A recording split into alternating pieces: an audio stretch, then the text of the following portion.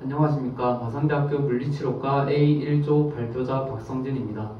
먼저 저희 조의 논문을 위해 늘 조언해주시고 도와주신 박형기 교수님께 감사의 인사를 드리며 비특이적 만성 허리통증 환자에게 체충격파의 적용이 뒤넙다리근의 비대칭 및 허리 통증에 미치는 영향이라는 주제로 논문 발표를 시작하도록 하겠습니다.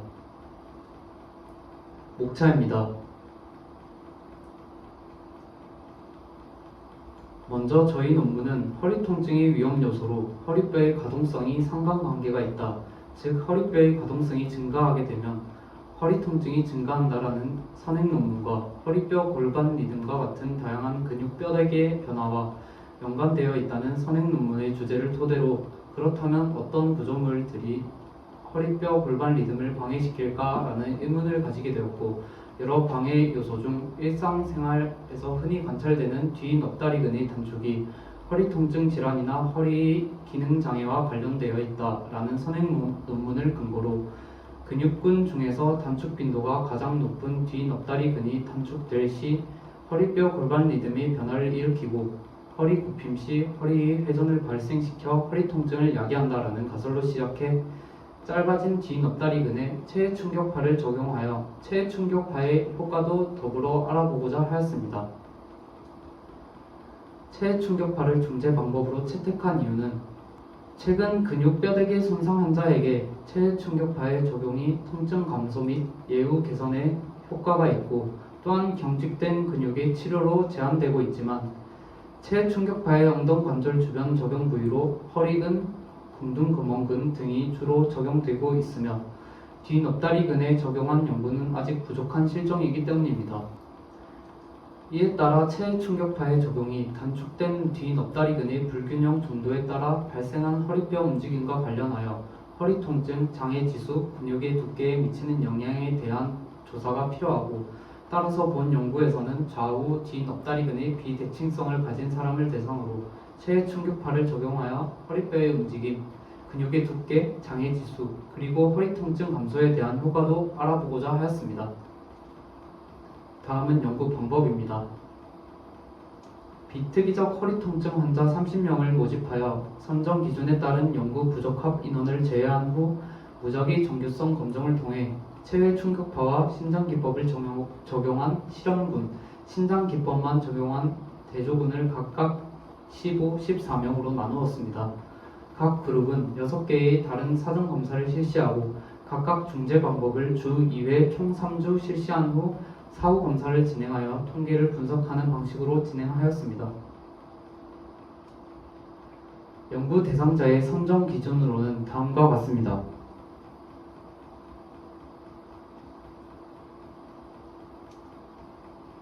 검사 방법으로는 뒤넙다리근 길이, 초음파 영상, 허리뼈 굽힘, 허리뼈 돌림, 한국어판 오스웨스트리 허리 통증 장애 지수, 숫자 통증 척도로 구체적인 방법은 후에 나오는 슬라이드를 보면서 설명드리겠습니다.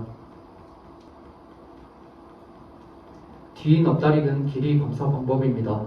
길이 측정을 위해 능동 무릎형 검사를 스마트폰 각도계를 사용하였습니다. 측정된 각도가 작을수록 근육의 길이가 짧음을 의미합니다. 근육의 두께 측정 검사 방법입니다. 디지털 초음파 영상 진단 장치를 사용해 넙다리 두갈래근 두께를 측정하였습니다. 근육의 두께는 불규칙적이기 때문에 두께를 3번 재어 평균을 내었습니다. 측정된 두께가 두꺼울수록 근육이 단축됨을 의미합니다. 허리뼈 굽힘 검사 방법입니다.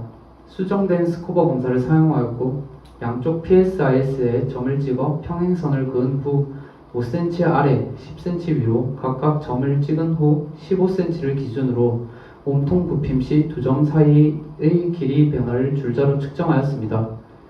길이가 늘어날수록 허리뼈의 굽힘이 증가합니다.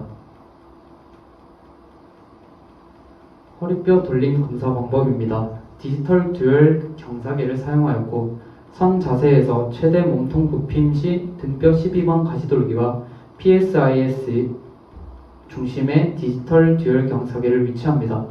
측정된 값이 클수록 허리 돌림이 더 큼을 의미합니다. 한국어판 오스웨스트리 허리 통증 장애 지수입니다.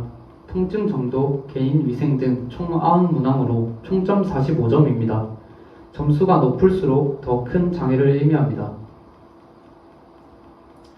숫자 통증 척도입니다. 통증 강도를 평가 척도로 개인이 주관적으로 느끼는 통증을 0에서 10의 숫자 중 선택해 통증 강도를 측정합니다. 10으로 갈수록 통증이 심한 것을 의미합니다.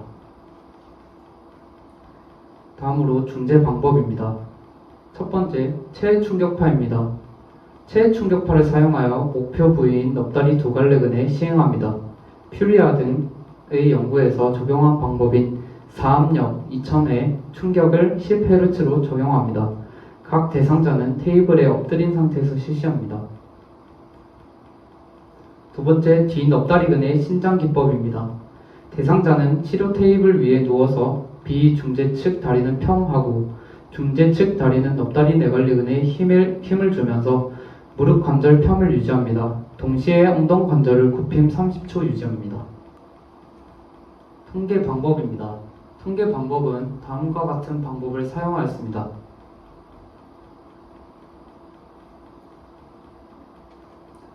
다음으로 연구 결과입니다.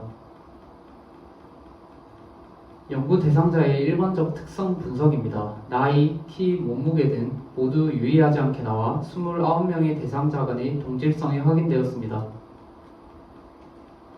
집단별 중재 전후 차이입니다. 두 집단 모두 중재 전보다 중재 후가 뒤넙다리근 길이는 유의하게 증가하고 뒤넙다리근 두께 KODI, MPRS는 유의하게 감소하였습니다.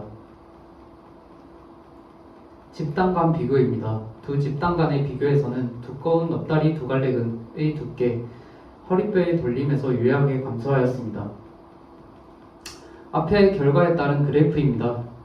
체해 충격파 플러스 자가신장 기법이 집단이 자가신장 기법 집단보다 더 유의하게 감소하는 것을 볼 수 있습니다.